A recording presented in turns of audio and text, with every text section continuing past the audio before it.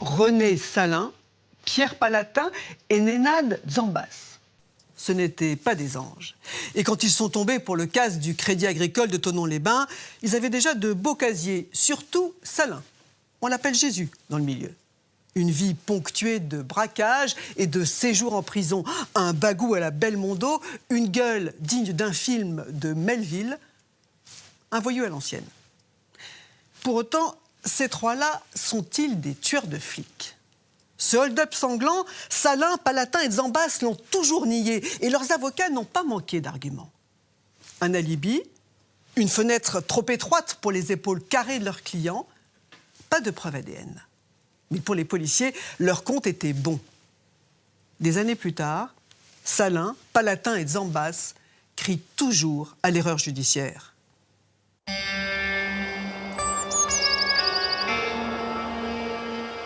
Le 29 juillet 1995, c'est une journée tout à fait ordinaire, une journée d'été. Moi, je prenais mon service à 8h30, en brigade de jour. Après quelques minutes de conversation avec les collègues, le standard a déclenché une alarme. Donc, notre ami Denis Hogg a décroché le téléphone. Commissaire, j'écoute. Oui, bonjour, c'est le service de sécurité du Crédit Agricole. Oui. Ce qui se passe, on a un braquage en cours, donc on en est certain. Votre téléphone, s'il vous plaît. Au bout du fil, l'agent d'une société de télésurveillance à distance. Alerté par une alarme, il a activé l'enregistrement de sécurité et écoute en direct ce qui se passe dans la banque. Apparemment, il y a 2 personnes dans l'agence. Il faut surtout pas rappeler l'agence parce il y a vraiment un braquage en cours, donc faut pas affoler les agresseurs. Pour l'instant, ils ont l'impression que tout se passe bien pour eux. Apparemment, ils ont peut-être quelqu'un à l'extérieur qui visualise tout ça. Ouais. Mais ils sont 2 personnes a priori dans l'agence. Ouais. Ils ont l'air très calmes. Ça a l'air d'être des professionnels quand même. D'accord. Ils sont très calmes. Il m'a dit, il y a un souci à la banque, au Crédit Agricole. Tu sais, il faut y aller, il y a quelque chose qui se passe. Voilà.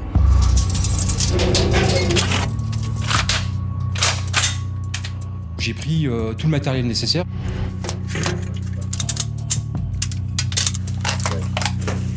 Deux équipes sont constituées, 5 hommes foncent sur place.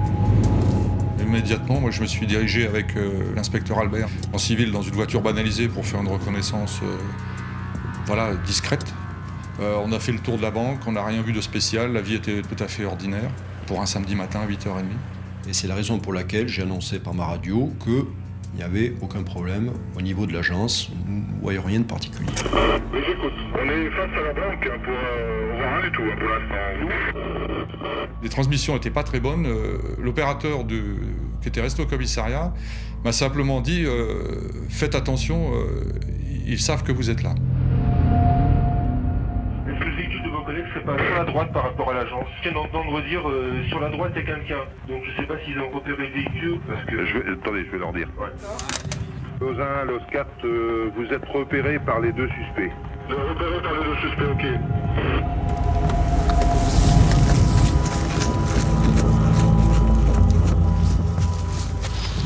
On a fait un périmètre pour encercler la banque. On s'est séparés, mais vous savez, ça se fait très vite. On a couru, quoi. Denis Hogg s'est avancé devant la porte d'entrée de la banque. Vous êtes sur le corps là? Ouais. Super accélération des convoyants. Je te vois là. Alors? Qui c'est là? Les malfaiteurs qui étaient assez calmes ont repéré, on s'excite bien là maintenant. Ouais. On s'excite là. Ok. Je pense qu'ils vont prendre quelqu'un en otage. Attendez, ne quittez pas. Los 4, 26, faites attention, les 2 malfaiteurs s'excitent. Allez, les gendarmes. Gendarmes. Allez. Mets-toi là. Allez. Et à ce moment-là, un coup de feu est parti de l'intérieur de l'agence bancaire.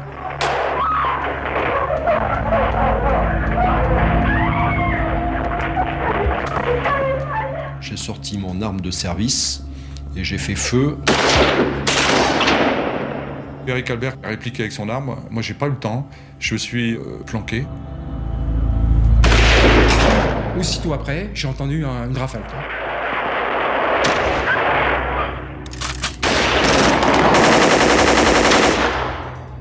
Ça mitraillait de partout, j'entendais des coups de feu de partout.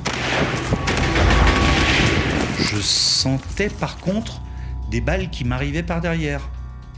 Mais je ne savais pas du tout d'où elles venaient.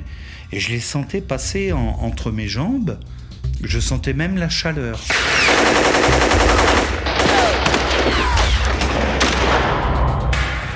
J'ai vu derrière moi des geysers de poussière.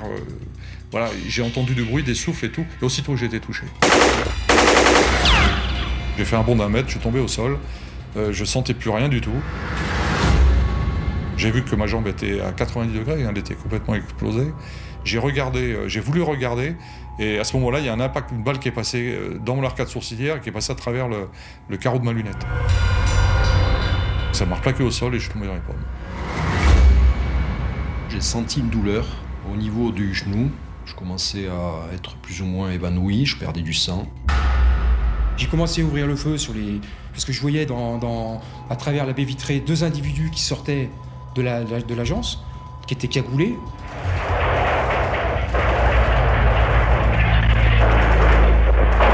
Ah, j'ai vu la vitre éclater carrément.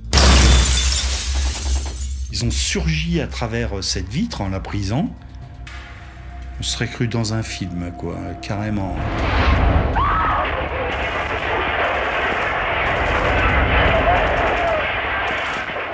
Je suis revenu à moi très rapidement. Dans mon idée, les truands étaient là pour nous en mettre une dans la tête, quoi. Quand ils sont arrivés sur moi, il y en a un qui a trébuché, qui est tombé devant moi. Et à ce moment-là, moi j'ai ma culasse qui s'est enrayée. L'individu qui est tombé s'est relevé. Et ils sont arrivés à 1 mètre de moi. Ils ont les deux en même temps, ils sont partis les deux en même temps. Ils ont fait volte-face et ils sont partis en direction de la route. Et d'un seul coup, plus rien.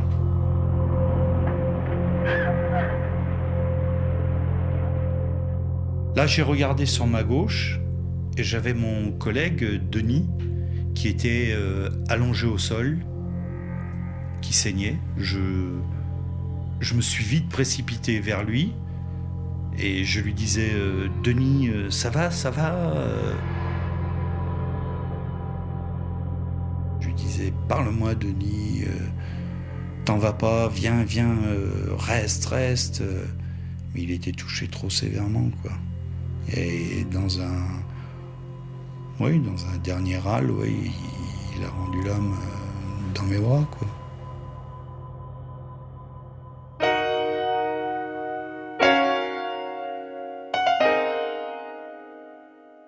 Maître Rimondi, vous êtes l'avocat de la banque et de ses employés. À l'extérieur, le bilan est très lourd. 1 mort, 2 blessés. Et que s'est-il passé alors à l'intérieur ?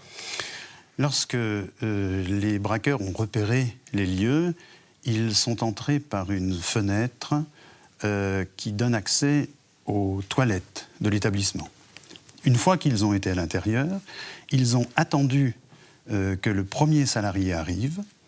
Ce salarié a évidemment, comme c'est l'usage, désactivé l'alarme et soudain voit sortir des toilettes 2 individus cagoulés, armés, gantés, qui la menacent et il lui intime l'ordre d'ouvrir la porte aux autres salariés qui évidemment arrivent tous à quelques minutes d'intervalle.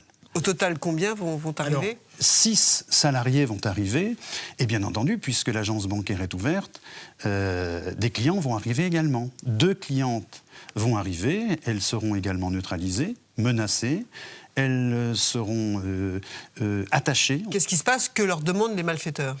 La dame qui a la responsabilité du coffre va désactiver le coffre en ayant recours à un protocole, mais avec un sang-froid absolument extraordinaire. Elle va faire en sorte que ce protocole ne soit pas parfaitement respecté. Et là, naturellement, les services de police vont être avisés et un enregistrement va débuter à ce moment-là, puisque le protocole veut qu'effectivement, à partir du moment où il y a une suspicion de vol à main armée, il y a un enregistrement qui se fasse. Et comment se déroule le braquage alors ? Le coffre va s'ouvrir de sorte que les agresseurs qui sont venus avec un sac prévu à cet effet vont commencer à remplir les sacs des billets qu'ils vont prendre dans le coffre. Et c'est à ce moment-là où l'un des braqueurs va informer ses complices qui sont à l'intérieur que les forces de police arrivent. Et là, en une fraction de seconde, les braqueurs vont immédiatement tirer. Ces dames vont vivre un instant absolument incroyable, puisqu'elles vont être maintenues d'un bras pendant que leur agresseur tire des coups de feu de la main droite. Vous imaginez la scène. Elles servent de bouclier humain. Elles servent de bouclier humain et elles vont avoir comme réflexe, et je trouve que c'est assez extraordinaire, de se laisser tomber. Et dans quel état à ce moment-là se trouvent les employés et les clients? Alors les employés et les clients sont tétanisés. Elles ont été libérées au bout d'une dizaine de minutes par un motard de la route qui, après que les agresseurs soient partis, a pu rentrer dans l'agence bancaire.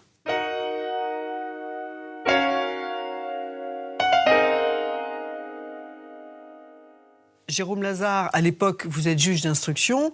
Vous êtes saisi, en fait, dès le lundi matin. Et en écoutant la bande-son, on a vraiment l'impression que c'était la pagaille.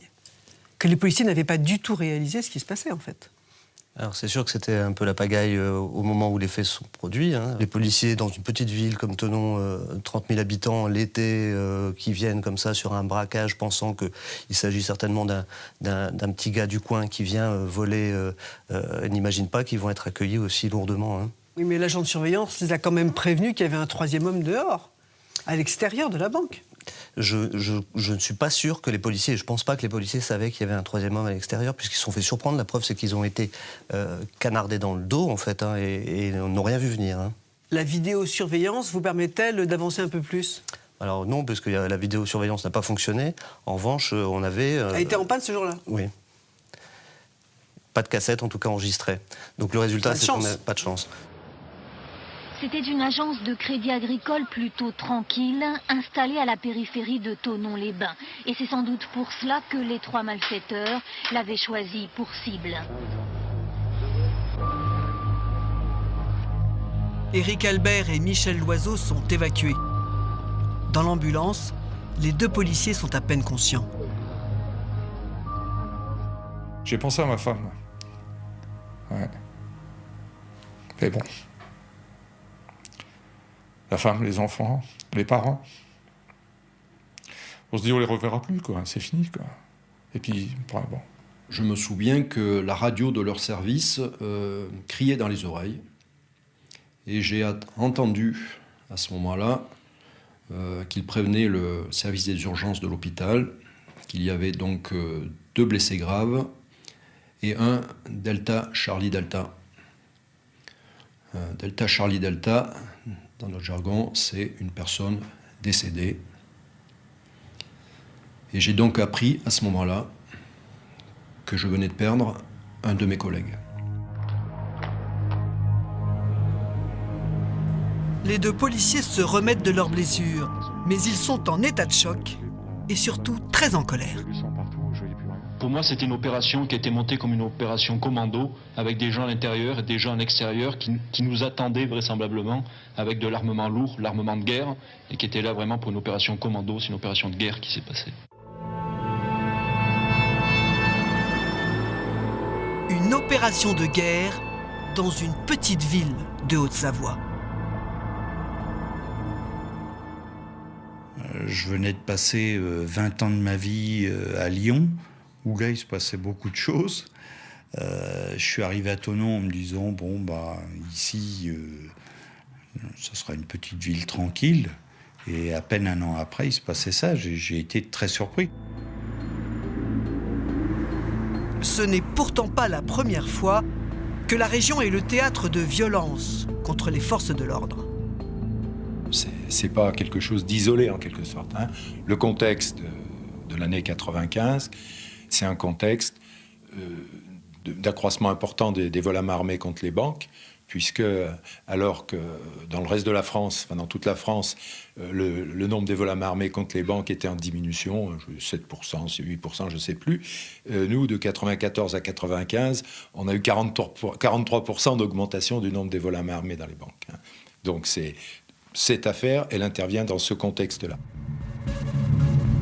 Au plus haut niveau de l'État, on tape du poing sur la table. La région Rhône-Alpes est dans le collimateur. Nous, la pression, on se la met tout seul, parce qu'on estime qu'on est responsable, c'est notre job. Bon, il est clair quand en plus on tue un policier, on en blesse d'autres, on est conscient qu'on est en face de gens extrêmement dangereux. En attendant, l'heure est au recueillement. Toutes les pensées des policiers vont vers Denis Hogg. C'était l'ami de tout le monde. C'était un joyeux célibataire qui avait ce côté de la fête, mais dans le bon sens du terme, qui était, qui mettait de l'animation. On sortait dans les bars privés, en discothèque ensemble, on faisait du sport ensemble, il faisait partie de ma famille. C'était quelqu'un qui était bon vivant.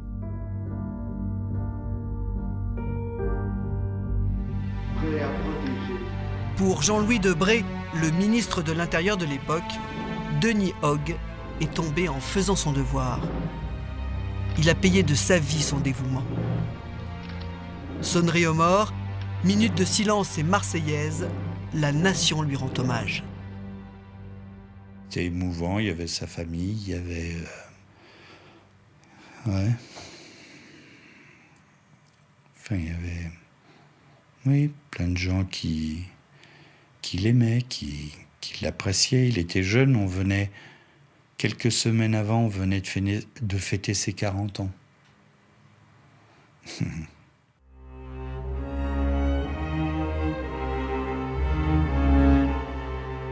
Passé l'émotion, les policiers se mettent au travail. L'enquête est confiée à la police judiciaire d'Annecy. Mais compte tenu de la gravité de l'affaire, le SRPJ de Lyon envoie des renforts. Des techniciens spécialisés en scènes de crime viennent prêter main forte à leurs collègues.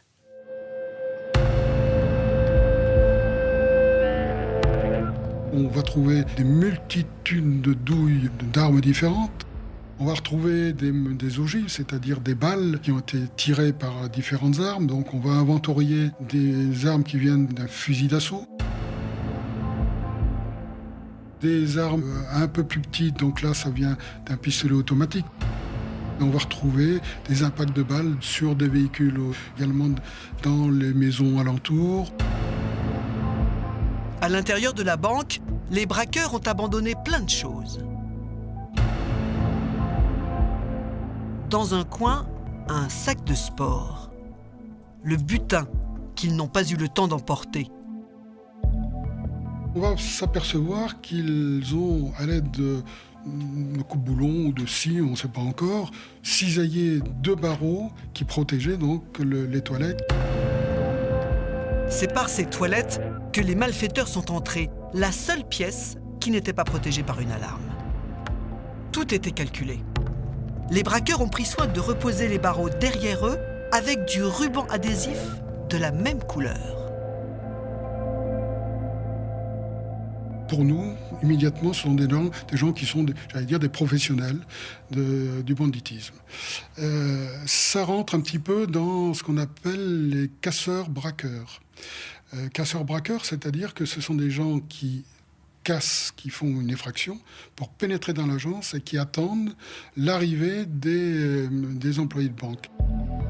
Ceux qui ont été retenus en otage sont entendus par les policiers. Ils tentent de décrire les malfaiteurs.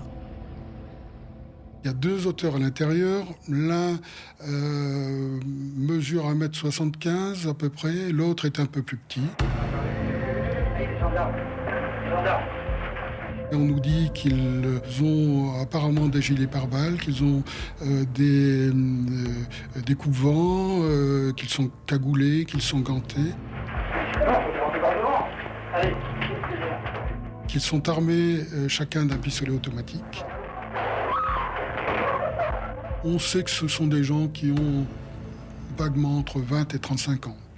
Parce que c'est une intuition comme ça qu'on a à travers leur façon de faire, leur attitude, leur façon de parler.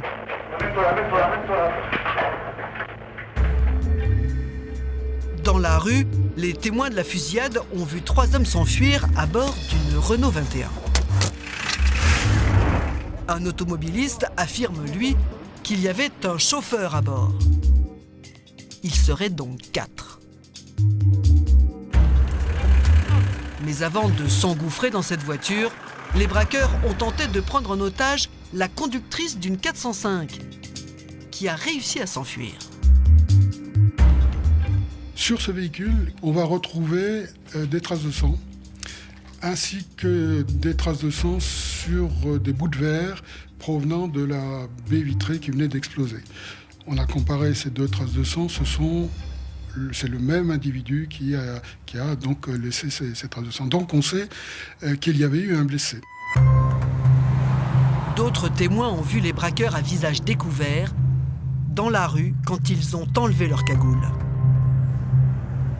Un témoin va se présenter en disant « Moi, j'ai vu arriver une Renault 21 ce samedi matin-là. » Et elle va nous décrire le chauffeur qui descend de cette voiture, précipitamment d'ailleurs, comme étant quelqu'un d'un peu basané. Grâce à ces témoins, les policiers dressent 3 portraits robots qu'ils diffusent aussitôt. On va faire circuler l'information dans les services régionaux de police judiciaire qui sont les plus proches de nous, Dijon, Clermont-Ferrand, Marseille, Montpellier. On va arroser pratiquement en temps réel par un système de messagerie. On va avertir tout le monde.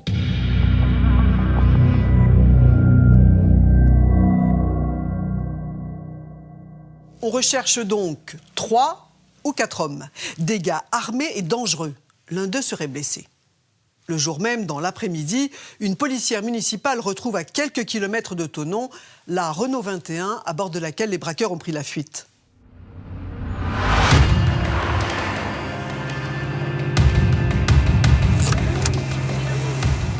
À l'intérieur de la Renault 21, les gangsters ont laissé beaucoup de choses. Une perruque, des sandales, des bouteilles d'eau entamées, des lunettes, un sac en plastique. Et surtout, un fusil de guerre, une Kalachnikov AK-47, l'arme du crime. Et ce n'est pas tout. Sur l'appui-tête arrière de ce véhicule, on trouve un cheveu. Et les spécialistes vont extraire un ADN qu'on va donc pouvoir comparer avec les gens qu'on va arrêter. En attendant, les policiers retrouvent le propriétaire de la Renault 21. C'est une voiture volée. L'homme raconte qu'il s'est garé 12 jours plus tôt près de la gare d'Annecy pour boire un verre. 15 minutes plus tard, sa voiture n'était plus là. Le problème, c'est que cet homme est connu des services de police. On va, bien entendu, approfondir nos recherches, on va le surveiller, on va voir un petit peu quelles sont ses fréquentations, on va essayer de voir s'il n'a pas un lien direct avec les auteurs du vol à main armée, et si lui n'est pas forcément l'un des auteurs du vol à main armée. Finalement, le propriétaire est mis hors de cause. Les policiers tentent alors de faire parler les objets qu'ils ont récupérés dans sa voiture. Et notamment le sac en plastique. Il porte le nom d'une boutique. S'ils trouvent le magasin, ils auront peut-être une piste. Après les recherches qu'on a faites, il est apparu qu'il y avait 3 magasins en France. Un au Cap d'Agde, un sur Montreuil ou la région parisienne et un autre dans une autre région. C'est parti pour une virée shopping dans toutes ces villes. Les policiers interrogent les patrons de ces boutiques, les vendeuses. Ils présentent les portraits robots. Mais ça ne donne rien. Alors, ils passent aux lunettes. Grâce au numéro de série, ils espèrent remonter le magasin, retrouver le vendeur et identifier ainsi l'acheteur. On va travailler d'abord sur le verre. Est-ce que c'est un verre qui est correcteur? Est-ce que donc il a été prescrit par un médecin? Mais c'est un nouvel échec. Les lunettes n'ont jamais été vendues. C'est un modèle de présentation pour les vitrines. Les policiers ne baissent pas les bras pour autant. Grâce à la télésurveillance, ils ont un élément clé, la bande-son du hold-up avec la voix des braqueurs. Cet enregistrement du vol à main armée est précieux parce que les spécialistes du laboratoire d'analyse du traitement du signal ont donc mis en valeur, ont sorti 2 voix. Les 2 voix des 2 auteurs qui étaient dans cette agence bancaire. 2 voix qui pourront être comparées avec celles d'éventuels suspects. En attendant, les policiers tentent d'exploiter cette bande autrement. Nous avons fait le tour de tous les SRPJ, d'abord limitrophes et de France, pour savoir si les voix qui apparaissaient pouvaient leur dire quelque chose. On avait affaire vraisemblablement et certainement à des braqueurs de très haut niveau. Il était évident de faire le tour des SRPJ pour savoir si éventuellement une des voix pouvait être connue. Des semaines d'enquête sans aucun résultat. Dominique, les policiers cherchent dans le milieu des braqueurs qui auraient les épaules pour avoir fait ce coup. Et sur qui ils remontent ? Eh bien, Frédéric, ils vont remonter sur les grosses équipes, en tout cas des équipes suffisamment dimensionnées pour pouvoir, d'un point de vue logistique, les armes, les voitures, les planques, et puis mener une opération comme ça. Donc, c'est la PJ d'Annecy qui travaille et qui va récupérer un tuyau de la PJ de Montpellier. Le GRB, groupe de répression du banditisme, leur dit « Les gars, on travaille sur une équipe qui pourrait sûrement vous intéresser. C'est l'équipe d'Ange Toussaint Federich. » Des Corses, ouais. Alors donc, c'est une équipe de Corse, mais qui travaille en métropole, et ce sont des itinérants. Et Ange Toussaint Federich, il a un adjoint, un lieutenant qui s'appelle Antoine Barbieri. Et Antoine Barbieri, lui, il est du côté de Toulouse. Il est surveillé, toute cette équipe est surveillée. Et on sait que Barbieri, le 29 juillet 1995, jour du braquage de Thonon-les-Bains, il n'est pas à Toulouse. Donc l'APJ de Montpellier et l'APJ d'Annecy décident de taper l'équipe. Donc on les place en garde à vue et on vérifie les ADN, les voix. Donc pour Ange Toussaint Federich, le patron, son ADN n'est pas celui qu'on retrouve à Thonon-les-Bains et sa voix n'est pas celle d'un des deux braqueurs. Pour son lieutenant, Antoine Barbieri, même chose. C'est pas son ADN, c'est pas sa voix et en plus il a un alibi. Pour le troisième homme de l'équipe qui s'appelle Jean-Charles Tarrant, même chose. Il est mis hors de cause. Idem pour le quatrième, Stéphane Luciani, qui lui va même refuser de donner son ADN. Mais comme c'est un exécutant de l'équipe, si les autres n'y sont pas, il n'y est pas non plus. Donc exit la piste Federich. Et alors qu'est-ce qu'il leur reste ? Eh bien, on va chercher une autre grosse équipe. Et là, on tombe sur un gars qui s'appelle Gérard Bellivet. Donc on interpelle Bellivet, mais ça se passe mal. Bellivet s'enfuit par une fenêtre. Et il va disparaître pendant plusieurs mois, jusqu'à ce que, presque par hasard, il soit interpellé à Milan, dans un hôtel et dans une affaire de stup. On retrouve de la cocaïne dans sa chambre. L'APJ d'Annecy est prévenue. On vient vérifier son ADN. Là encore, ça n'est pas l'équipe Bellivet. Donc, exit Federici, exit la bande Bellivet. Alors, l'APJ va continuer à tirer les sonnettes, actionner les indices en leur disant « Les gars, allez nous chercher cette satanée information. Est-ce que vous avez le nom d'un des types qui est dans l'équipe ?»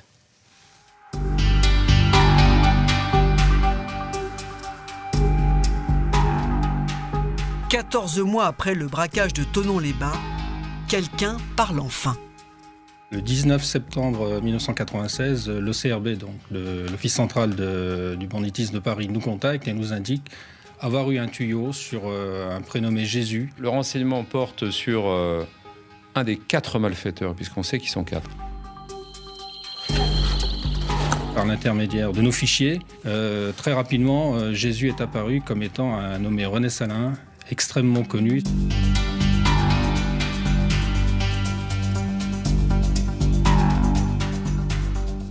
Et la source, l'informateur, dit que René Salin est accompagné d'un certain Pierrot. Ce Pierrot, raconte l'indique, ce serait l'homme qui a été blessé pendant le braquage, celui qui a perdu du sang. La source, elle est au contact de ces bandits, on va dire malfaiteurs, donc elle sait dans quel secteur elle évolue, elle sait aussi dans quel secteur eux travaillent, entre guillemets. En attendant d'identifier Pierrot, les policiers se concentrent sur René Salin. Sur lui, ils ont des billes. Ce Jésus-là est tout sauf un inconnu. René Salin, c'est une pointure au niveau du braquage qui passait son temps entre la prison et le peu de temps de liberté et qui était natif, originaire de la région parisienne, plus particulièrement dans la région de Montreuil-Bagnolet. Une enfance de poulbeau. À 14 ans, le gamin claque la porte. Ses parents ont divorcé et Salin n'aime pas sa belle-mère.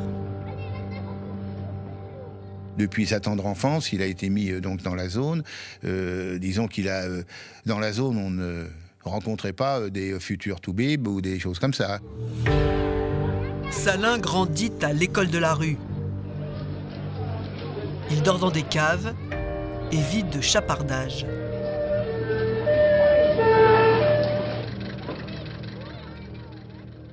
On allait chiner à droite à gauche. Sur Paris, il y avait énormément de toitures en zinc, et ça existe toujours d'ailleurs.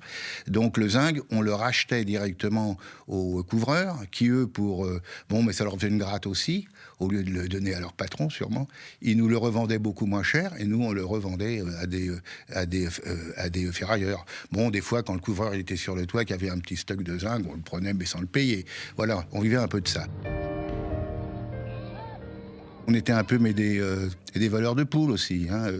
Je veux dire, quand on faisait, mettons, nos repas avec les manouches, il faut donc savoir, mais qu'à l'époque, la porte de Montreuil, il n'y avait pas le périphérique.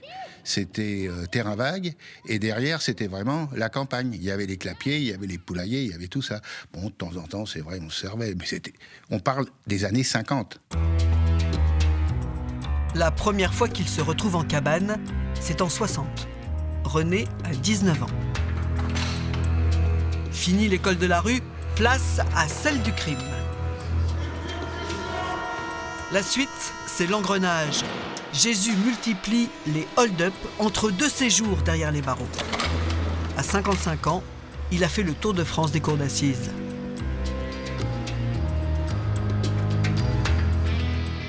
René Salin ne s'est jamais caché de son métier de braqueur. Ça, c'était comme ça qu'il vivait. Salin est une caricature du voyou à l'ancienne. Parce qu'entre son apparence, sa gouaille et son code, hein, il fait vraiment partie de ces vieux voyous qui ont ce fameux code d'honneur. Il était fait pour les tontons flingueurs, les barbouzes ou je ne sais quel autre film aujourd'hui mythique. Il s'inscrit tout à fait dans cette tradition-là. Ce qui l'intéresse, c'est prendre l'argent et puis partir très vite et que surtout ça se passe bien.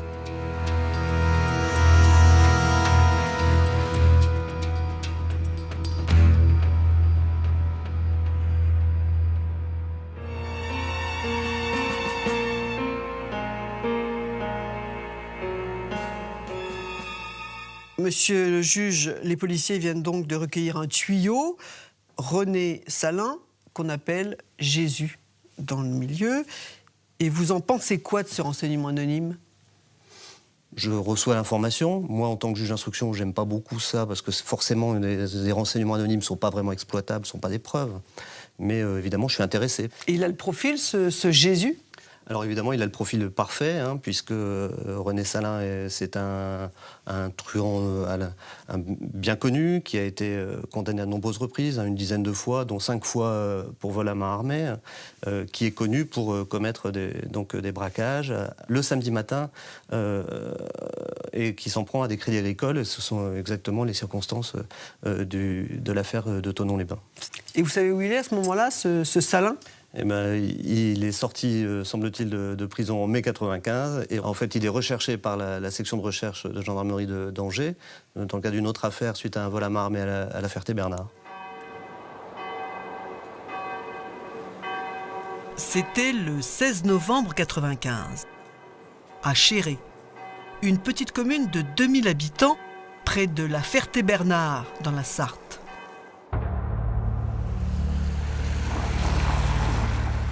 Vers 19h, Michel Auguste rentre chez elle avec Élodie, sa fille de 9 ans. Lorsqu'elle franchit le seuil de sa porte, j'ai tout de suite été attrapée par quelqu'un qui était caché sur ma gauche. Et j'ai aussitôt eu un revolver dans la nuque.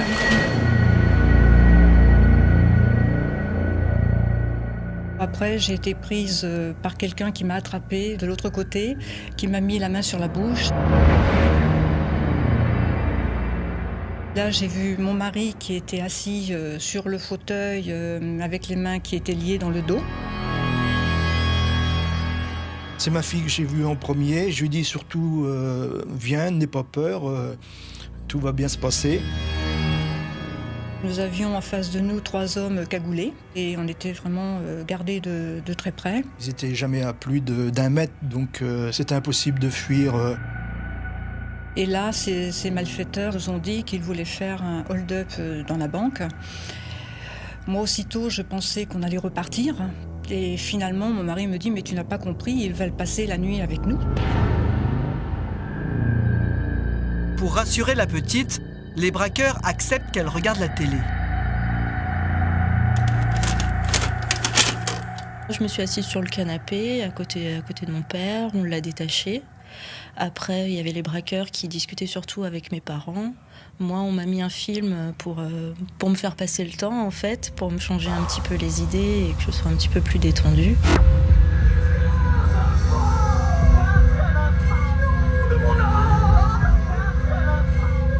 Pendant ce temps-là, l'un des malfaiteurs entraîne Michel dans la cuisine. Le nombre d'employés, les codes d'accès de la banque, le système d'alarme, il veut tout savoir. Une fois au parfum, les braqueurs proposent de dîner, mais les Augustes n'ont pas faim. Ils préfèrent aller se coucher. Ils veulent dormir tous les 3 dans le même lit.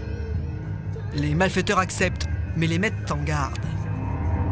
Ils nous ont montré les armes qui étaient cachées dans un sac, donc cette mitraillette, pour vraiment faire comprendre qu'on n'était pas là pour jouer, et qu'il fallait réussir. Et ils m'ont dit de toute façon, quand on commence, on va jusqu'au bout. La famille Auguste est surveillée toute la nuit par un homme cagoulé. C'était une nuit d'angoisse. On les voyait pas énormément, quoi. On voyait que dans la nuit, on voyait quasiment que des ombres, quoi.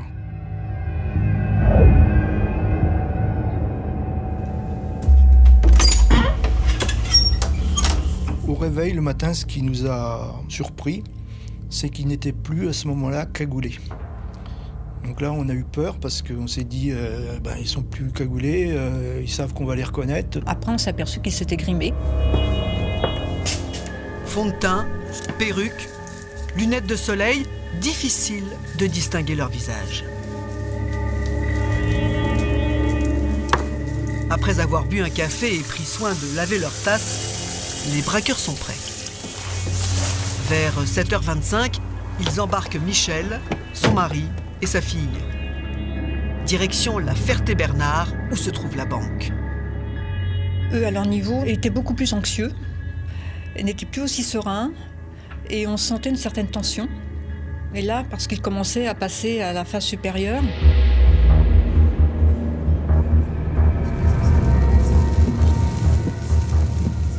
devant la banque, le chef fait descendre Michel. Elle va lui déverrouiller la porte, gentiment.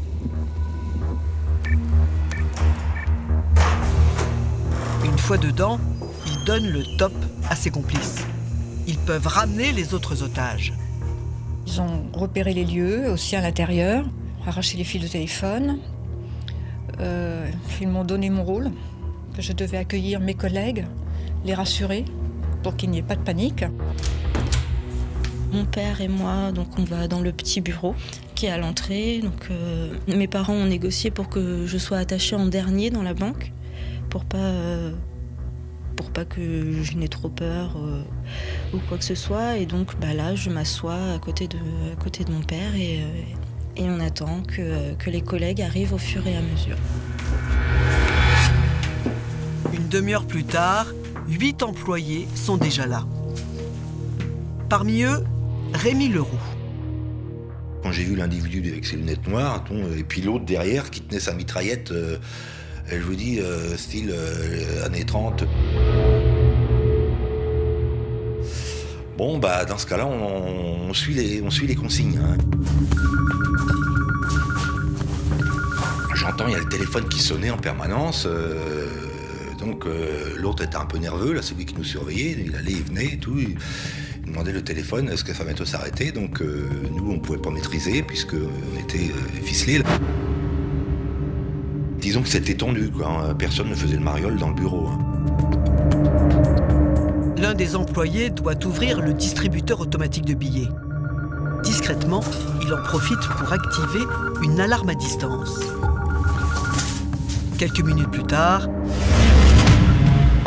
2 gendarmes débarquent. On approche de la banque et mon collègue me couvre, il est porteur d'un fusil à pompe. Et je m'approche des distributeurs de billets et j'entends un bruit. J'entends un bruit comme du papier froissé ou comme des billets qui bougent.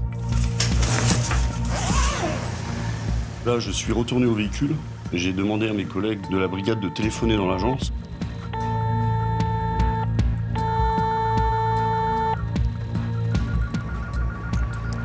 Et on a entendu le téléphone, mais personne ne répondait. Et 2 employés du Crédit Agricole sont arrivés vers nous.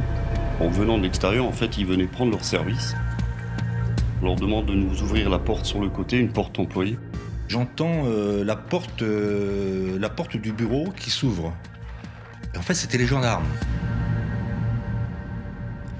Et alors là, l'autre individu qui nous gardait, il a carrément sorti son revolver. Ça a résonné dans le bureau et je peux vous dire que là, on s'est rentré la tête dans les épaules. On s'est tous cachés sous le bureau. Ma fille était sous nous, avec tous les autres collègues. C'est là vraiment où j'ai eu peur. Le fait de voir que ça tirait dans tous les coins, que ça commençait à paniquer, aussi bien du côté des braqueurs, aussi bien de notre côté à nous. Les gendarmes, eux, font demi-tour et foncent appeler des renforts. Nous sommes sortis de la banque, on s'est réfugiés derrière des gros platanes qui sont dans l'allée du Crédit Agricole. Je vais tout de suite au véhicule Clio, je lance l'alerte en disant qu'il y a un vol à main armée et qu'on vient de nous tirer dessus. Très rapidement, il y a un individu qui se présente au balcon en hurlant qu'il avait des otages.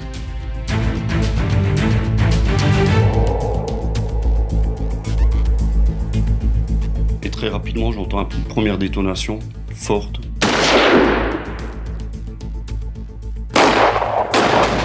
Les balles traversaient les voitures comme du fromage en fait. Je vais leur dire arrêtez de tirer, on s'en va. Le 2e gendarme riposte, mais il est touché. Sa main est en sang, il lâche son arme, se recroqueville. 2e coup de feu. Cette fois, la balle lui traverse la cuisse. Il rampe péniblement jusqu'à la voiture. Son collègue l'aide à grimper sur la banquette arrière et prend le volant. J'ai mon arme dans la main droite. Avec la main gauche, je démarre la voiture, je lève la tête et je vois un auteur qui me braque.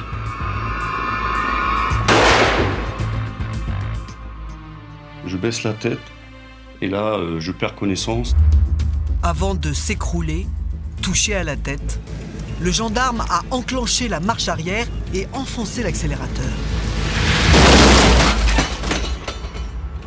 Pendant ce temps, les braqueurs abandonnent leurs otages. Ils passent par la fenêtre du 1er étage et glissent le long de la gouttière. Sur la place de l'église, un livreur est en train de se garer. En moins de 2, ils le neutralisent et partent avec sa fourgonnette, un C15.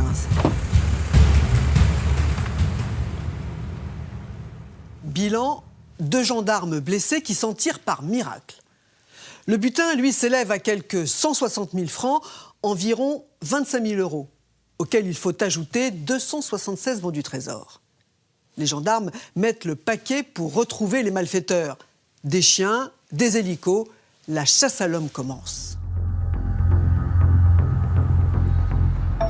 La fourgonnette C15 est retrouvée quelques heures plus tard.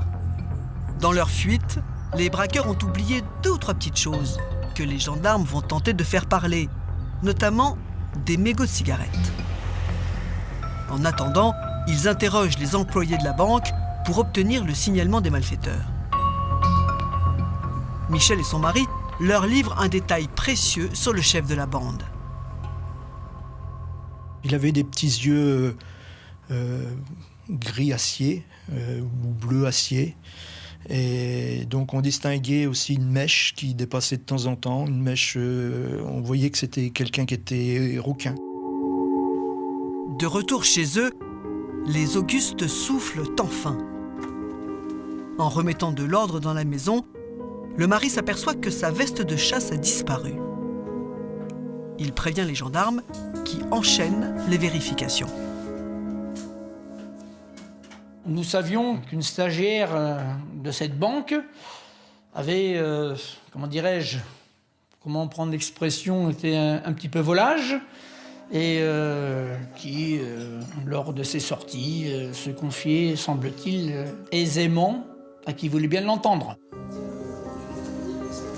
Nous nous sommes intéressés à cette fille pour éventuellement, dans son environnement, il n'y ait pas pu y avoir une fuite qui ait entraîné des renseignements. Donc elle a été placée sous écoute téléphonique. Des semaines d'observation avant d'être certain que la stagiaire n'y est pour rien. Les gendarmes lâchent cette piste et tentent d'en creuser d'autres. Jusqu'en avril 96. Jusqu'à ce que Jean-Claude Vallienne monte à l'Institut de recherche criminelle de la Gendarmerie nationale, en région parisienne. Il y croise un collègue de Rouen à qui il parle de son affaire. En discutant, il me fait part de la découverte à Brionne, donc dans le département de l'Eure, d'un véhicule Peugeot 306 qu'il a sur le parking dans une cité. Une voiture abandonnée sur un parking à 100 km de la Ferté-Bernard. Et il s'avère que cette voiture était plaquée au nom des renseignements généraux de la préfecture de police de Paris. À l'intérieur de cette voiture, plaque police, vêtements, notamment une veste de chasse. Ça, c'est une chose. Mais dans le coffre, pistolet, revolver, fusil, cagoule, gilet pare-balles. Élément super intéressant. C'est pas, je pense pas que les renseignements généraux de la préfecture de police de Paris aient l'habitude de mettre des cagoules et intervenir avec un Remington. Tout ça ressemble plutôt à l'attirail d'un braqueur. D'autant que la 306 est une voiture volée, maquillée en voiture de police. Jean-Luc Vallienne sent que ça pourrait coller. Il récupère la veste de chasse et la présente à Claude Auguste. Comme elle avait été passée au pressing, donc elle n'avait pas tout à fait le même aspect, mais malgré tout elle avait un signe particulier, c'est que cette veste, comme elle s'est filochée un petit peu au niveau de la fermeture éclair, et j'avais donné un coup de ciseau. Également, à l'époque, j'avais souvent des maux de tête et je prenais des cachets, j'avais souvent des Doliprane dans mes poches. Et quand ils me l'ont présenté, donc je l'ai enfilé. Et là, il a blêmi. En fouillant dans les poches, j'ai retrouvé une capsule d'un cachet de Doliprane. Donc, forcément, j'étais sûr que c'était ma veste de chasse. Cette fois, les gendarmes sont sur la bonne piste. Ils travaillent aussi sur l'arsenal qu'ils ont retrouvé dans la 306. Le fusil Remington a été vendu par une armurerie à Paris. L'acheteur est un certain Tony Aubril. Aubril Tony. Connu pour vol à main armée. Photo, nous avons un rouquin. On s'est dit, ça peut être le jackpot. Donc après, démarrage et la pelote de laine, on la tire. Environnement. Environnement, il faut le localiser. Tony Aubril est parisien. S'il est venu opérer dans la région, ce n'est pas un hasard. Il y a sûrement une attache. Et de fait, grâce à la téléphonie, les gendarmes le logent à Paris et apprennent qu'il s'apprête justement à rendre visite à un ami dans la Sarthe, un certain Pascal de Seille. Les gendarmes les gardent à l'œil 24 heures sur 24.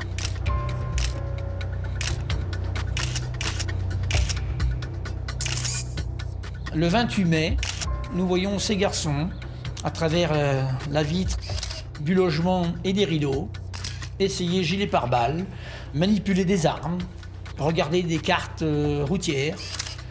À partir de ce moment-là, le GIGN, le groupe d'intervention de la gendarmerie nationale, nous renforce et on ne lâche plus l'équipe.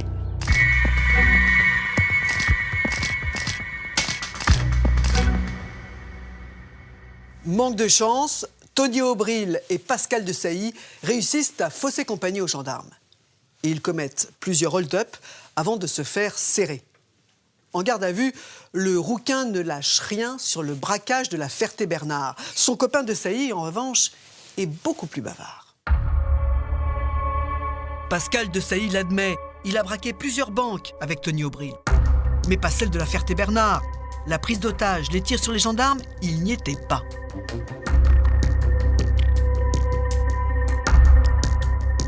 C'est Tony et 2 autres gars qui ont fait le coup. Il le sait parce que l'équipe a dormi chez lui la veille du hold-up.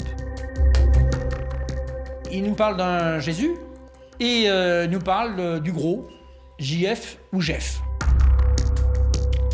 Rapidement, les gendarmes identifient les 2 larrons. Jeff s'appelle Jean-François Juseau. Quant à Jésus est identifié comme étant Salin René. Cet individu, n'arrivons pas à le loger.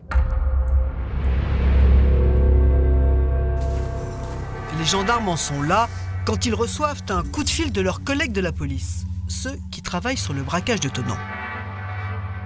Eux aussi cherchent Jésus. Les gendarmes et les policiers se mettent d'accord. Le premier qui l'arrête prévient l'autre. Et après plusieurs semaines d'écoute téléphonique et de surveillance, ce sont les gendarmes qui gagnent. Ils coffrent René Salin. Sur un bar de la rue de Bagnolet, qui nous a bien servi puisqu'il s'appelait le Bienvenu. Un soir de planque, j'étais avec des membres du GIGN dans un squat en face. Et qu'est-ce que je vois arriver? Le signalement, je le reconnais formellement.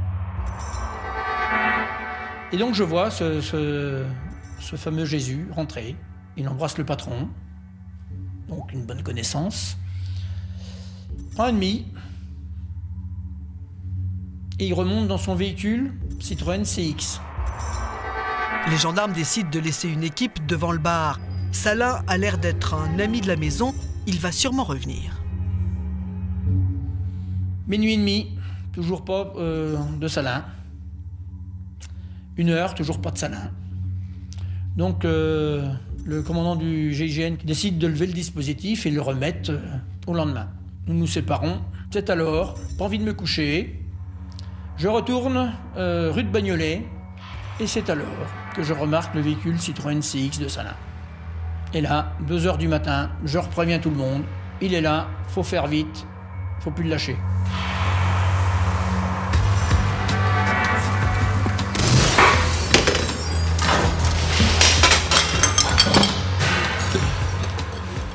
Le commandant Favier intervient avec ses hommes. La vitre du bar en lambris, par terre, et tous les membres interpellent les 7 personnes présentes à l'intérieur, dont René Salin. Pour lui, c'est la fin de sa liberté. Fin de sa liberté et début de sa garde à vue. D'emblée, Jésus nie toute participation au braquage de la Ferté-Bernard. René Salin, un homme, un voyou. Un vrai soldat, comme on l'appelle dans le jargon. Correct, voilà, t'as des billes, ok, je te réponds, t'as pas de billes, bah voilà, hein, c'est pas grave. Et il fume, on laisse fumer, on le laisse boire, comme toute personne gardée à vue, nous ne sommes pas des sauvages. Et voilà, et à un moment donné, nous lui notifions, lui demandons s'il accepte le prélèvement sanguin. Et il nous dit oui. Mais par contre, ce sont des gens qui facilement se rétractent. Donc nous avons pris une garantie supplémentaire en saisissant les mégots qui venaient fumer. Et là, il sent que... pas bon, quoi. Parce qu'il sait que les mégots qui sont tombés de sa poche, qui sont découverts dans le C15 au moment de la fuite, ce sont les siens. Il sait très bien que l'analyse biologique le mettra systématiquement en cause. Donc là, voilà, il reconnaît. Mais il balance personne. Il prend ses patins, comme il dit, je prends mes patins, je reconnais, point.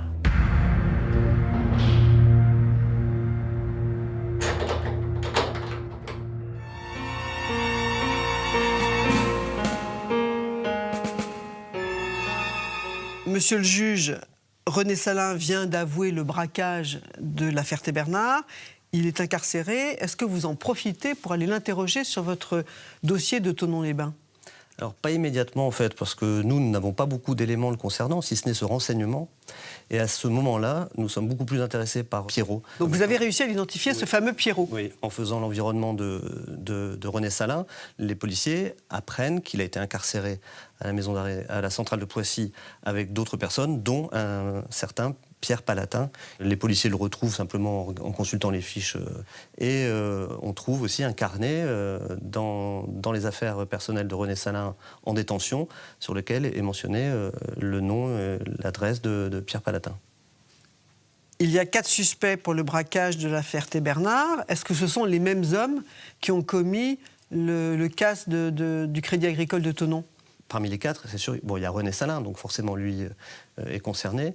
Les 3 autres, non, ils sont exclus par des conversations enregistrées à l'intérieur de l'établissement bancaire et par la comparaison d'ADN à partir du sang qui a été perdu par l'un des malfaiteurs lorsqu'il a pris la fuite. Pierre Palatin est lui aussi en bonne place dans les fichiers de la police. Il est d'abord recherché parce qu'il était sous contrôle judiciaire pour un magistrat de la région parisienne, parce qu'il s'était soustrait à ce contrôle. Il avait été mis en détention provisoire pour des histoires de bagarres. Bon, donc on savait qu'il était recherché.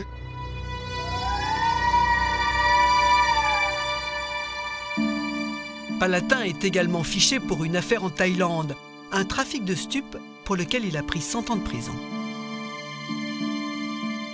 Après quelques années dans les geôles thaï, il a été rapatrié en France où il a fini par obtenir une libération conditionnelle.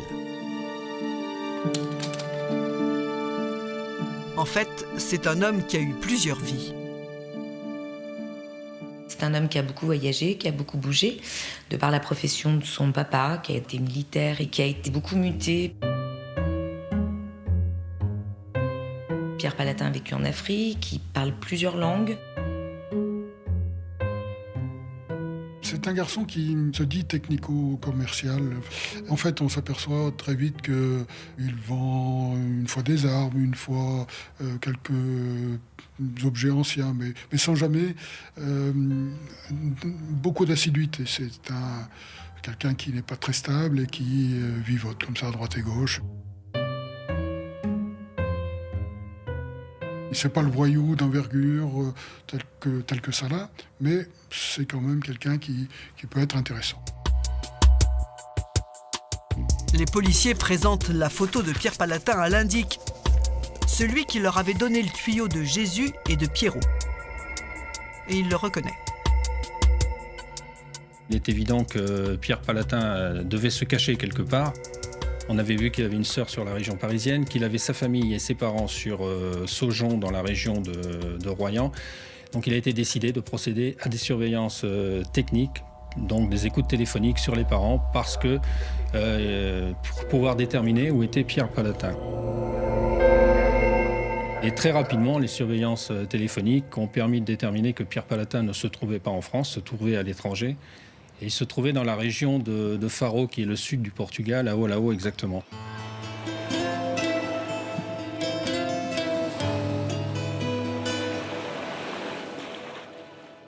Dominique, avant d'aller au Portugal, les policiers veulent confirmer cette piste. Comment ils vont s'y prendre ? Alors, ils vont demander à une experte, Frédéric, une experte du laboratoire d'analyse et de traitement du signal de la DCPJ, la direction centrale de la PJ.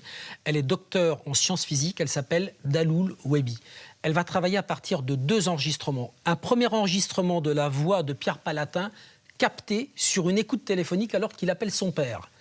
Et le deuxième, eh bien, l'enregistrement effectué pendant le braquage dans la banque. Alors, jusqu'ici, cette experte, elle a mis hors de cause toutes les personnes interpellées, parmi lesquelles Salin. Mais elle va dire, de façon formelle, moi, expert, je reconnais la voix de Pierre Palatin comme étant celle de l'homme numéro 1 dans la banque. Voilà comment elle a travaillé. Elle a pris les enregistrements sonores, les bandes magnétiques, elle les a transformés en signal numérique, c'est-à-dire qu'elle a pris les bandes et les a mises sur son ordinateur. Et à partir de là, eh bien, elle va éliminer les voix des otages, éliminer les bruits parasites pour ne conserver que 2 voix, celle de l'homme numéro 1, celle de l'homme numéro 2. Et elle va comparer. Elle va comparer de 2 façons. Façon classique, alors elle explique son travail. Elle a écouté la mélodie, le timbre de la voix, le débit, l'articulation, et puis toutes les singularités de la voix. L'homme numéro 1 dit parfois, ou assez souvent, à la fin de ses phrases, là, hein, on y va, là, qu'est-ce qu'on fait, là? Et Palatin fait pareil? Palatin fait pareil. Quand on l'entend parler à son père, il fait la même chose. Là, il finit ses phrases par là. Et elle va ensuite, cette experte, travailler selon une méthode numérique, alors beaucoup plus technique d'écoute, donc le spectre de la voix et puis le signal temporel. Et à l'issue, elle dit dans sa conclusion, je suis formelle, l'homme numéro 1, celui qui est dans la banque, l'un des 2 braqueurs, c'est bien Pierre Palatin.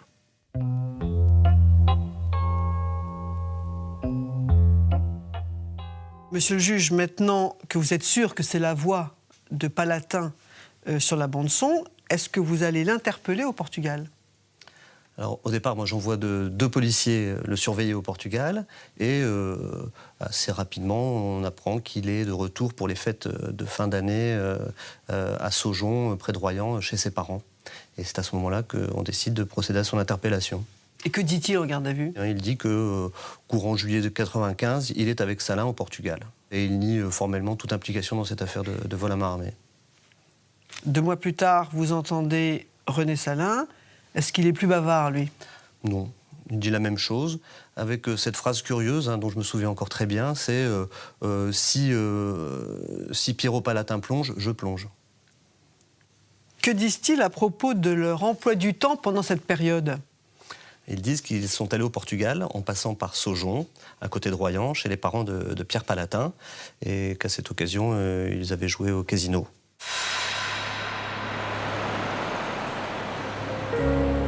Premier point à vérifier, le casino.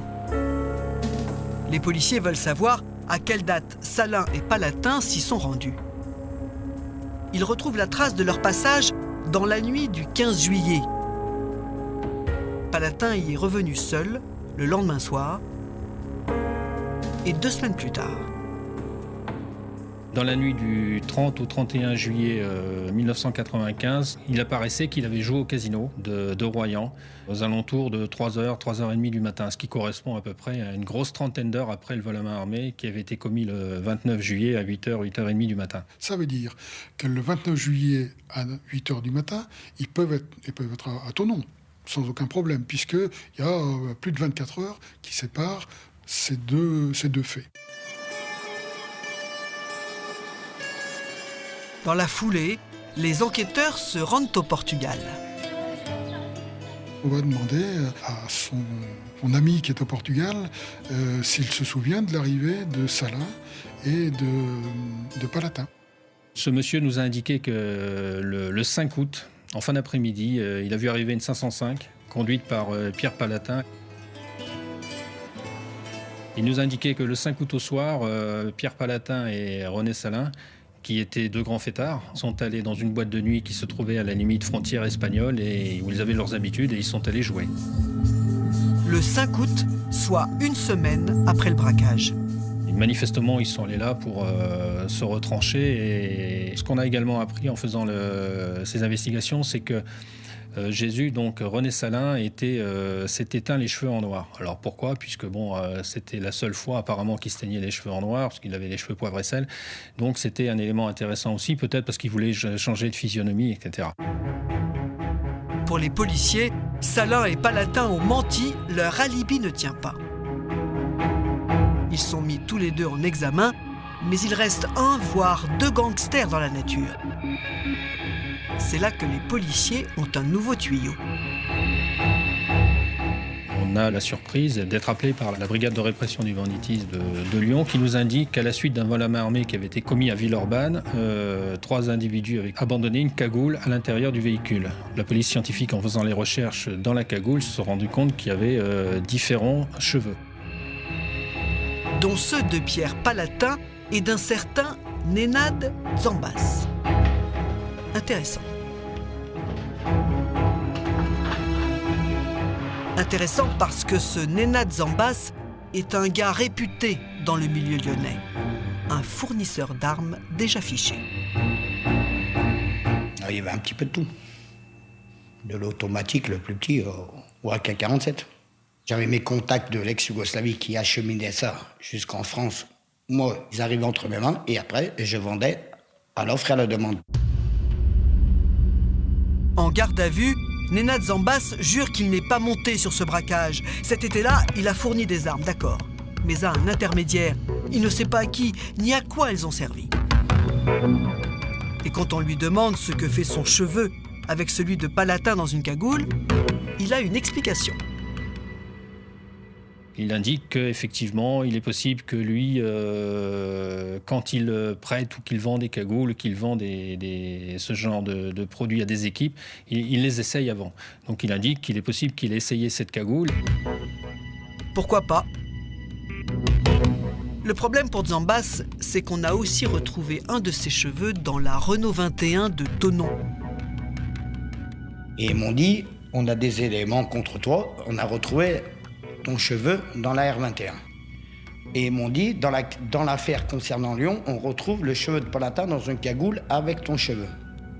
Elle est là, la relation. Et moi, ils m'ont dit, tu vas partir pour perpète, tu vas plus jamais sortir de prison, plus les autres affaires qui s'accumulaient derrière. L'histoire de plusieurs braquages sur Lyon et sa périphérie. J'avais une tentative de meurtre sur un gendarme lors d'un braquage sur un supermarché à Vienne et une tentative de meurtre sur un buraliste à Vanves.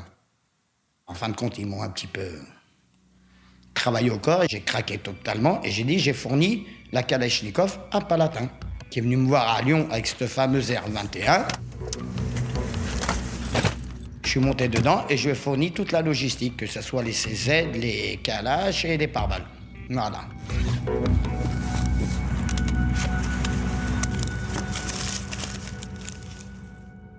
Monsieur Lazare, vous entendez Nenad Zambas et lui, il parle. Il arrive dans mon bureau, et là il réfléchit un peu et puis il me dit bah oui c'est vrai, c'est moi qui ai fourni les armes à Pierre Palatin. Les armes c'est tout? Les armes c'est tout, voilà. Oui, oui. Il n'était pas sur les lieux? Il n'était pas sur les lieux, qu'il a fourni les armes à Pierre Palatin et qu'il n'a pas voulu participer à ce vol à main armée. On a le sang de la personne qui était avec Pierre Palatin, qui n'est pas le sang de Zambas. Donc Zambas est peut-être à l'extérieur, mais ça, personne ne le sait. Et donc, selon vous, il s'est passé comment, ce braquage? Qui faisait quoi? Alors, moi, le scénario tel que je l'ai envisagé, et qui a été, je crois, retenu pour finir jusqu'au jugement, c'est que Pierre Palatin et un tiers inconnu entrent la nuit dans les toilettes après avoir scié les barreaux. À l'extérieur, René Salin, dans la Renault 21 ou peut-être à côté de ce véhicule armé d'une Kalachnikov, prévient ceux qui sont à l'intérieur prévient que les policiers sont arrivés. Là, ça devient un peu la panique. Les deux hommes de l'intérieur essayent de sortir avec deux femmes prises en otage. De l'autre côté, René Salin tire à la Kalachnikov sur les policiers, entraînant la mort de Denis Hogg et puis des blessures sérieuses pour deux autres fonctionnaires de police. Salin dans la voiture, Palatin dans la banque, la défense n'y croit pas. Ça, pour nous, c'est impossible pour deux raisons. Une raison objective, une raison subjective. Alors la raison subjective, c'est laquelle? C'est René Salin qui l'a toujours crié haut et fort. Étant un professionnel du braquage, il vous déclare de façon très claire, jamais de ma vie, si j'avais monté une équipe avec Pierre Palatin, jamais je lui aurais laissé la responsabilité d'être dans la banque. Et c'est vrai que ce casting où on a le professionnel à l'extérieur et un bleu, enfin Palatin, il n'est pas du tout dans ce casting-là. Donc ça, c'est la raison subjective. Raison objective, qui est là beaucoup plus importante, c'est que pour s'introduire dans cette banque cette nuit-là, il faut passer à travers un vasistas qui est à plus de 2 mètres de haut, à travers des barreaux qu'on a sciés, et qui faisait une taille incompatible avec la bonhomie, on va le dire gentiment, de Pierre Palatin à l'époque. C'est un rugbyman, donc il est baraqué.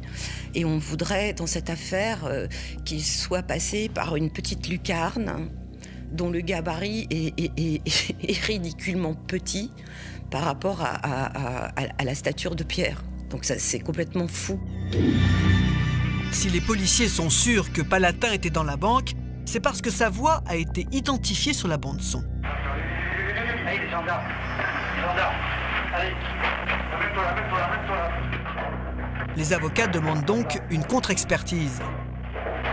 Le capitaine Antoniades, spécialiste pour la gendarmerie, est chargé d'analyser l'enregistrement. Ce qui est caractéristique de cet enregistrement, c'est qu'il y avait beaucoup de bruit environnant. Et donc il est difficile déjà de reconnaître l'intelligibilité, c'est-à-dire de comprendre ce que les gens disent. Donc il est d'autant plus difficile avec un tel enregistrement d'aller faire une identification formelle du locuteur, c'est-à-dire de celui qui parle. Et on a donc conclu qu'il était impossible de faire une comparaison de voix avec un tel enregistrement. Un élément clé de l'accusation s'écroule. Quant au témoignage de Zambas, il s'effondre aussi. Après avoir affirmé qu'il avait fourni des armes à Palatin, il revient sur ses aveux, des aveux qui auraient été arrangés. Ça a été un deal. Net et précis. Selon le procureur, si je m'en tenais à ma version des faits, je m'en tirais avec 5 ans. Voilà, c'était ça le deal. Dans la situation où j'étais, plus les autres affaires, parce qu'il y avait encore le déroulement des autres affaires qu'il y avait à côté, je me suis dit, c'est peut-être convenable. Alors que je n'ai jamais vendu cette arme-là. C'est de fabrication polonaise, je ne vendais pas du polonais. J'ai pas vendu cette arme, ni à Palatin, ni à Salin, et je les connais pas du tout, ces personnes-là. Et puis, il y a les traces de sang retrouvées devant la banque. Elles ne correspondent ni à Salin, ni à Palatin, ni même à Zambas. L'homme blessé est donc toujours dans la nature.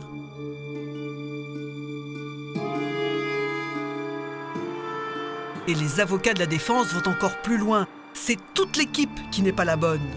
Aucun d'eux ne correspond au signalement donné par les témoins. Ils ont pourtant vu les braqueurs sans cagoule. 100% des témoignages vont décrire de jeunes gens, environ 25 ans, de type gitan ou maghrébin, et de nouveau minces. Je rappelle quand même que le 29 juillet 1995, René Salin, breton de son état, et M. Palatin, qui est des Charentes, ont tous les deux plus de 50 ans, et n'ont rien d'un jeune beau qui pourrait faire 10 ou même 20 ans de moins. De toute façon, tonne la défense, le jour du braquage, le 29 juillet, leur client n'était pas à Thonon, mais dans la région de Royan, à Saujon, avant de partir au Portugal. On a des anecdotes qui concordent. René Salin est venu à Saujon avec un petit chien, je crois même que c'était une chienne. Le 29 juillet, il y a un concert dans la boîte de nuit de Monsieur Huatois. Et il a eu la malencontreuse idée, ce samedi-là, de confier la chienne au gérant de la boîte de nuit, qui évidemment ne s'en est pas occupé. La petite chienne s'est échappée et a été écrasée par une voiture. Et tout le monde se souvient de la colère extrême de René Salin le lendemain, lorsqu'il découvre que la petite chienne est morte. Tout le monde s'en souvient.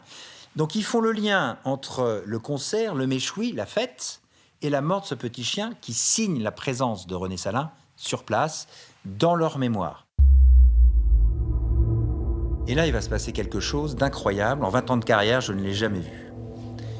Le chef d'enquête va se déplacer personnellement là-bas. Il va entendre plusieurs témoins. Et il va revenir avec un simple procès-verbal de renseignement dans lequel il raconte ce qu'il a vu, il raconte ce qu'on lui aurait dit, point. Ce policier le sait, quand on entend un témoin, on fait un procès-verbal d'audition. On écrit sur le procès-verbal ce que dit le témoin relit et signe. Là, il s'agit de l'alibi de René Salin et de Pierre Palatin, d'un élément qui peut les sortir de prison, qui peut les innocenter, et le chef d'enquête revient et fait un procès-verbal de renseignement. Et là encore, chose incroyable, les juges s'en contentent. Pour la défense, toute l'instruction a été menée à charge. On refuse une reconstitution qui peut permettre de démontrer que Pierre Palatin ne passe pas par la fenêtre. On ne tient pas compte de l'expertise ADN qui démontre que Pierre Palatin, contrairement aux renseignements anonymes, ne peut pas être l'homme qui a été blessé dans la banque, ça n'est pas son ADN. On ne tient pas compte des témoignages qui démontrent qu'ils étaient à 800 km des lieux du braquage. Tout ce qui est de nature à disculper Pierre Palatin est soit ignoré, soit traité d'une façon qui ne correspond pas aux enquêtes policières habituelles. Donc mon explication, et je n'en ai pas d'autre, c'est que ces juges ont la conscience qu'en acceptant ces actes, ils vont affaiblir, voire démolir leur dossier. Et là, on est dans l'anti-justice. J'étais très, très, très choquée par la violence des procédures. Une violence qui est celle des hommes qui cherchent la revanche, qui ont besoin d'un sacrifice. En France, quand on touche sur un enfant, un policier, c'est la chose la plus grave qui peut arriver, quoi. Moi, je pense qu'il fallait que quelqu'un paye. Il fallait absolument, apaiser des esprits. Et c'est normal. Mais pour Pierre, il est impensable qu'il ait été là pour plein de raisons, et des raisons extrêmement objectives qui rendent fou. Des arguments qui vont convaincre la chambre d'accusation. En février 1998, Pierre Palatin est remis en liberté en attendant son procès.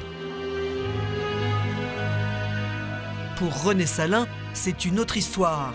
Il reste en prison car il traîne d'autres casseroles, et notamment le braquage de la Ferté-Bernard.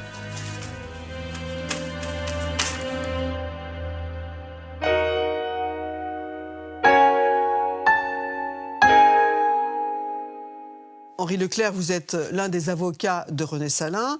Et pour vous, il n'y a pas de doute, votre client n'était pas à Thonon-les-Bains le 29 juillet 1995. Et non. Sur quoi vous vous fondez pour dire ça? Il n'y a rien. C'est-à-dire que les charges contre lui sont des charges indirectes qui ne reposent pas sur des choses véritablement sérieuses. Les charges contre lui, c'est d'être avec Palatin, de connaître Palatin, dont on aurait reconnu la voix par un système d'expertise qui ne tient pas debout. On dit par exemple que le braquage a eu lieu un samedi matin. On dit que le braquage a eu lieu le samedi matin et selon des méthodes qui étaient appliquées par lui. Vous savez, les braquages, ça se fait toujours à peu près selon le même processus. Et le samedi matin, c'est un bon jour pour faire les braquages parce que c'est le jour où il y a le plus d'argent pour mettre dans les distributeurs de billets. Donc, il est évident que ce n'est pas une charge sérieuse de dire qu'il a fait un... Alors, on va dire, c'est vrai que c'est un braqueur. Mais ce n'est pas pour autant qu'il est dans cette affaire. Mon client, c'est un monsieur quand même qui porte sur le visage un peu ce qu'il a été, c'est-à-dire un vieux baroudeur du braquage, qui est complètement tatoué sur l'ensemble de son corps. Alors que les braqueurs étaient en t-shirt, c'est ça? Ils étaient en t-shirt, les manches nues, et il y a une jeune femme qui les a bien vus, c'est au moment où ils changent de voiture, enfin bon. Et elle les a vus, et elle les décrit comme des maghrébins, jeunes, bon, par exemple. Sans tatouage? Sans tatouage, bon, premier point. Et personne ne le reconnaît. En plus, il a des lunettes, je crois, normalement. Alors non, pas seulement il a des lunettes, mais sans lunettes, il voit rien. Il voit rien. Alors, je veux bien qu'on fasse un braquage sans rien voir, mais c'est quand même pas très commode. Hein. Oui, mais le hold-up de la Ferté-Bernard, c'est lui. Ah ben oui, dans l'affaire de la Ferté-Bernard, il n'a pas tiré. C'est un vieux truand qui n'a jamais tiré. Il n'avait pas une goutte de sang sur les mains avant cette affaire où personne ne l'a vu tirer.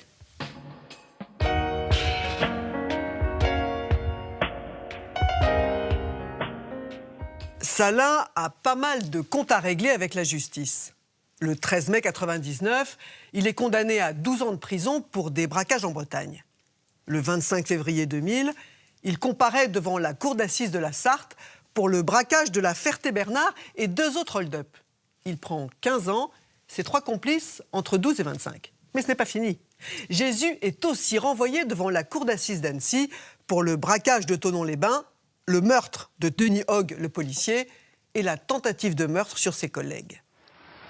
Mais le 22 janvier 2001, à l'ouverture du procès, le rez-de-chaussée du palais de justice d'Annecy, fait de verre et de béton, a été soufflé par l'explosion. Un attentat qui n'a aucun lien avec l'affaire, mais qui reporte le procès d'1 mois et demi à Chambéry et qui le teinte d'une ambiance particulière.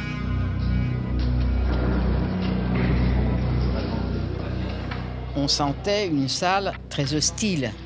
Et au fond, j'étais pratiquement dans la salle avec ses avocats, la seule personne qui, entre guillemets, défendait les accusés.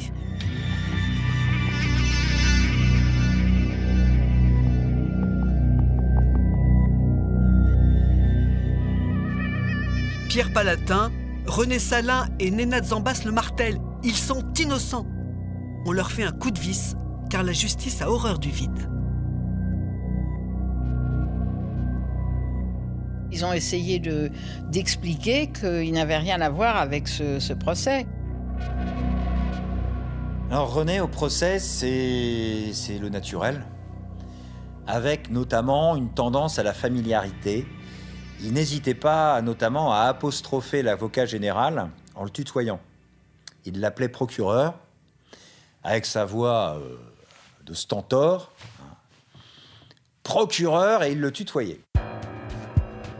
Un comportement et une ligne de défense qui exaspèrent les parties civiles.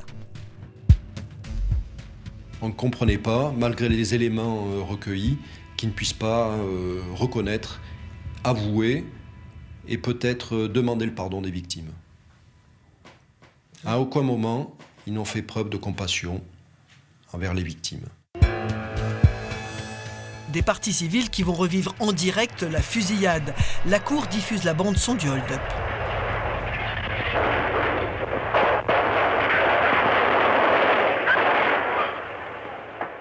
Quand j'ai entendu l'enregistrement et que j'ai entendu la rafale de Kalachnikov, je me suis effondré en pleurant. Parce que je me suis dit là, Denis est mort.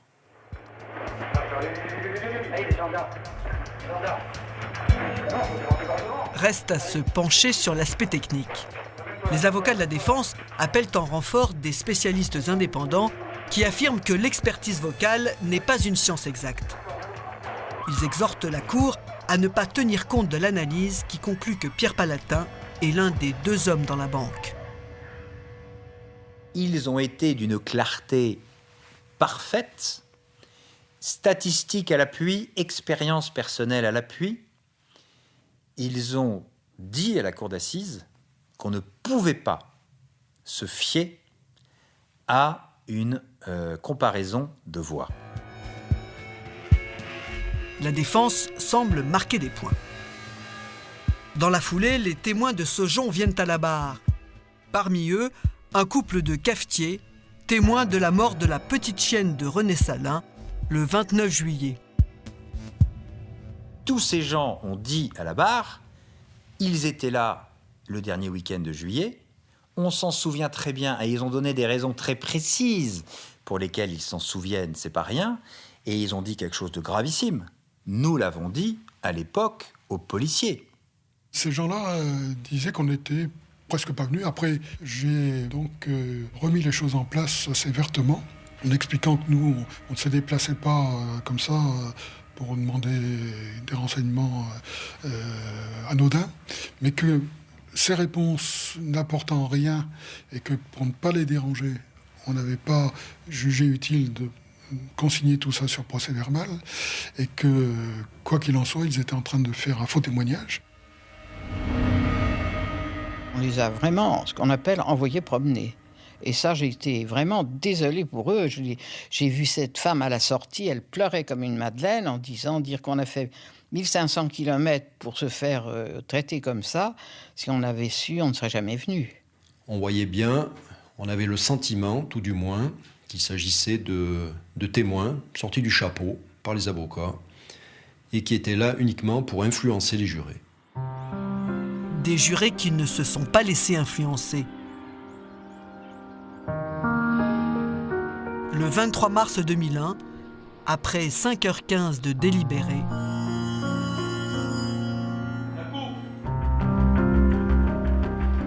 René Salin est condamné à la réclusion criminelle à perpétuité. Pierre Palatin prend 20 ans. Quant à Nenad Zambas, il est condamné à 15 ans de prison. Quand j'ai entendu la condamnation, j'ai eu les jambes sciées, quoi. Palatin, lui, hurle de colère. J'ai une image très forte de lui, on l'attrape de façon assez vive, on lui met les menottes dans le dos, et à ce moment-là, il s'adresse à la cour et aux jurés, et il leur dit « Vous êtes fous ». Je me souviens encore, vraiment, d'un cri du cœur. Vous êtes fou. Enfin, vous commettez une folie. Je les vois encore tous les deux en larmes, tous les deux, effondrés. Je peux vous dire qu'ils étaient complètement furieux, révoltés.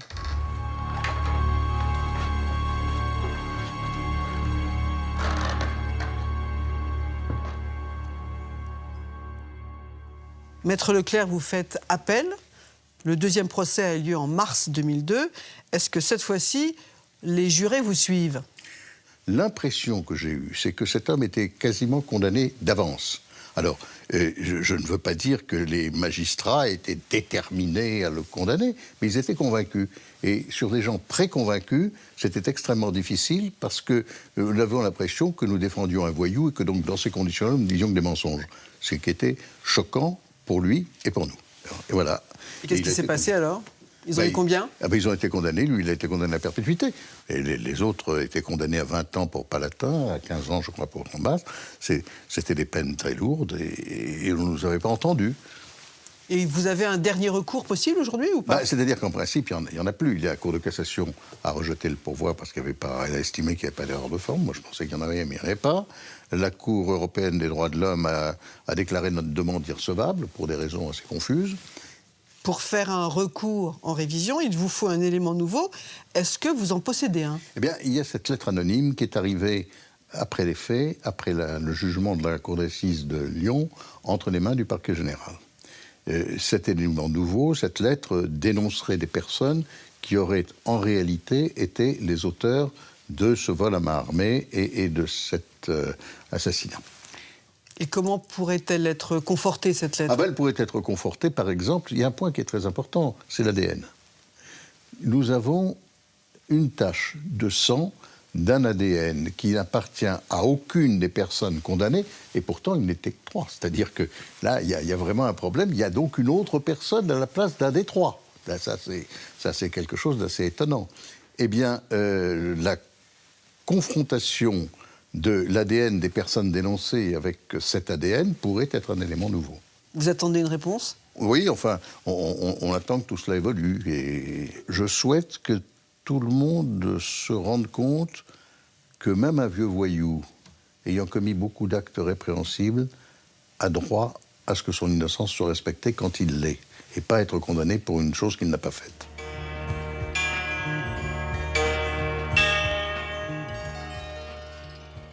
Maître Rimondi, 2 procès, 2 condamnations. Pour vous, il n'y a pas de doute? Non. Je crois que la police a fait un travail absolument remarquable. Il y a eu un certain nombre d'indices, tant d'éléments qui ont fait qu'effectivement, on a pu s'orienter vers les auteurs qui ont finalement été interpellés, qui ont toujours contesté leur culpabilité. Et ça ne vous a pas ébranlé? Vous savez, on sait qu'il y a dans la voyoucratie une catégorie de gens qui ne reconnaissent jamais, qui sont des professionnels de leur activité et qui savent que la charge de la preuve appartient à l'accusation et qu'eux n'ont pas à faire le travail et n'ont pas à participer à l'avènement de la réalité des choses. Ils considèrent que le parquet doit ramener la preuve et puis s'il le fait, tant mieux. S'il ne le fait pas, il y a un doute et le doute leur bénéficiera. Je pense que ça n'est pas surprenant, en tout cas, qu'ils aient contesté.